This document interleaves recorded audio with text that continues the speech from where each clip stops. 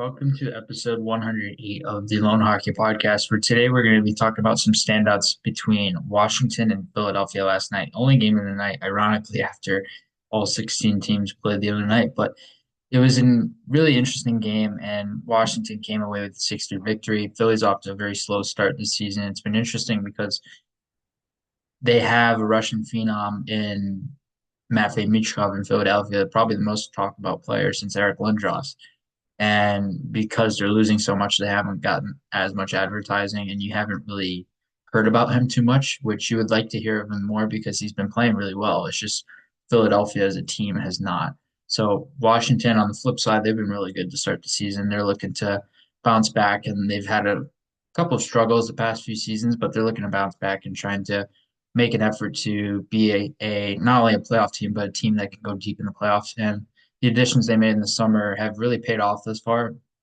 I would say Pierre-Luc Dubois is trying to make a little bit more of an adjustment than any other player, but Jacob Chikrin's by far been the most productive player of any of them thus far. And Matt Roy's been really good on the back end, but you look at Chikrin and his ability and his offensive ability, and that has really stood out from the back end in my eyes in watching him thus far. And he's always been really enjoyable to watch ever since he was playing in Arizona when he had that breakout season a couple of years prior. And he's been a player that has really evolved as a top four defenseman ever since. And he's a guy that will continue to evolve for sure. And even though, like I mentioned before, Matt Roy's only played one game on the season thus far, so he hasn't played a ton. It's only been a sample size of games for him, and that was one of their biggest free agent additions as well. But with Pierre-Luc Dubois, he's been good, and he's fit that top six mold as a center. You have Dylan Strome down the middle as well. You have obviously Alex Ovechkin, who can play with either of those two centers, and they are both dual threat centers. So Dubois, you want him playing center. You don't want him playing wing necessarily. He's a natural center. He's a natural fit at center.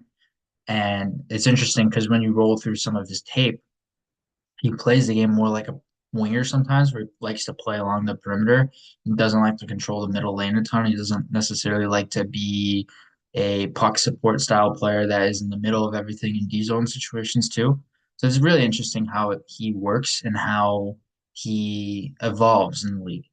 And Dubois is a player at his best. You can get a dual threat player. You can get a goal scorer and a shooter, or goal scorer and a playmaker. And he's a guy that stands out in both facets of the game. He can be a play driver in both facets of the game as well. And so, talking about Washington and some other standouts when it comes to them, he had a really good game. He had 3 points, and this is a really good game for him, Dubois. And he had a goal and 2 assists and 4 shots, and he was really good all throughout the game. I thought Connor McMichael looked awesome in this game. He had 2 goals. He was buzzing all around the puck. He was buzzing on the forecheck. He was creating so much tenacity in his speed. And that's the thing that's really stood out to me the most when watching him is his speed and how he's able to close gaps efficiently in straight lines and being able to utilize that to his leverage. And he's a guy that really stands out as a straight line skater with his straight line mobility. And you can use him. He can be a guy that can fit your middle six really well, even as a winger. He can be a middle six complementary winger, or he can be a middle six center, or he can be a bottom six checking center, whatever it may be. He can fit a lot of different roles, and he's very valuable. He's become very valuable to this team. He just doesn't necessarily go notice a ton. I wouldn't necessarily believe he's more, and based on analytics, he's not necessarily a true two-way centerman yet. And there's still some roundedness in his game that needs to be worked on in order to become an effective two-way center. And some of the eye test shows that too at the same time. But McMichael, you look at how he can produce offensively, how he produced offensively in junior. You could be looking at a guy that could produce upwards of 40, 50 points potentially, maybe more. But I would say 40 to 50 is a fair bet for him if he's able to maintain consistency and be able to get a better role over time. Nick Dowd looked really good this game. Ovechkin looked really good this game. Ovechkin, we could talk about him all the time. Like, we know he's a shooter. We know he's good as a goal scorer. There's really not much else that needs to be said when it comes to him. It's self-explanatory what he's able to do, and the stats and the goals and the points speak for themselves in terms of his ability. Alexei Protas is really good, and he showed a really good game. I actually liked his brother. Speaking of Protus, I liked watching his brother in preseason, and I know he's not on the team right now, and this is besides the fact of what we're talking about, but those two brothers could very well be playing in Washington together in the near future. Ilya Protas is a really good prospect. He's tearing up the OHL right now in Windsor.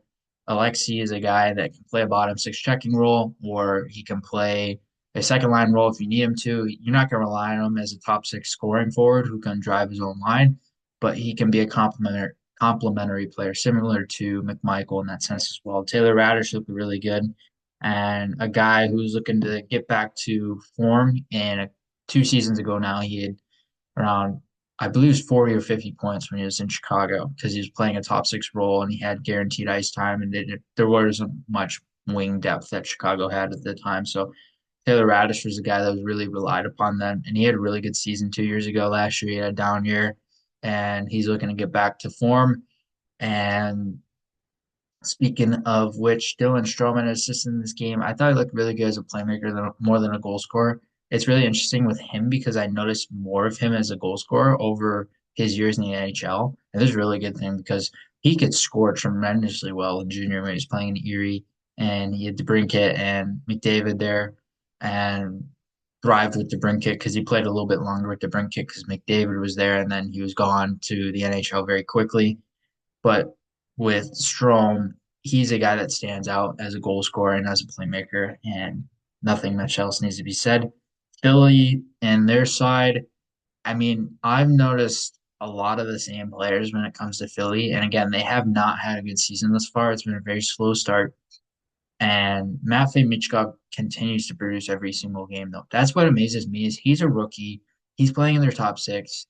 He is undersized, but he has tenacity. He doesn't back down for anyone, and there's a compete level to him. There's an offensive ability that's unmatched within him. And again, he's not the best skater, but it doesn't matter because he's elite in terms of hockey sense and processing ability as a playmaker and as a goal scorer. So he can do both.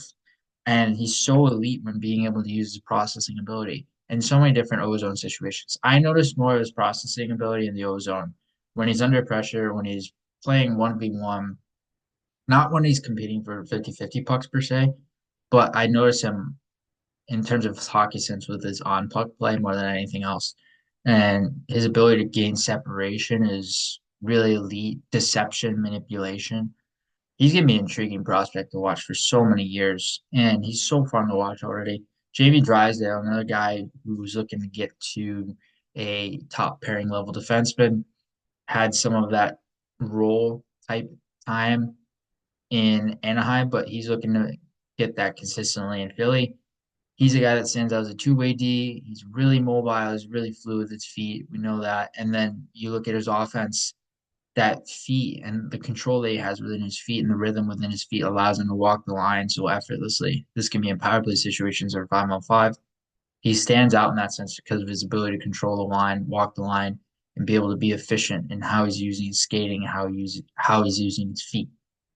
So I noticed him a lot in that sense. And then we'll get to a couple more. Travis Konechny, I liked him a lot this game.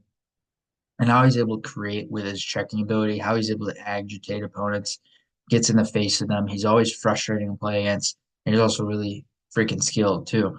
So you have that combo, and it's gonna make any player even more agitated because you have a guy who's really annoying but also really good. So Konechny's a guy that he's in your face a lot, yes, and he has that Brad Marchand like element to his game, but he's so skilled. He's uber skilled. I remember there was a sequence yesterday where he shot from a wild angle. I believe it was his goal actually. He shot from a wild angle, and Logan Thompson was down. Like he had his head bowed down a little bit, so it opened up the top shelf of the net. And Konechny is able to find this image of a wire. It was perfect. And so Konechny's a guy you notice him a lot and how he's able to shoot, and more in the back half of his career this far, how he's able to generate on his shots and the power and the velocity and the accuracy within his shooting ability. Earlier in his career, was more relied upon within playmaking and the playmaking dimensions within his game. Now he's translated more as a goal scorer, and he's translated really well as well.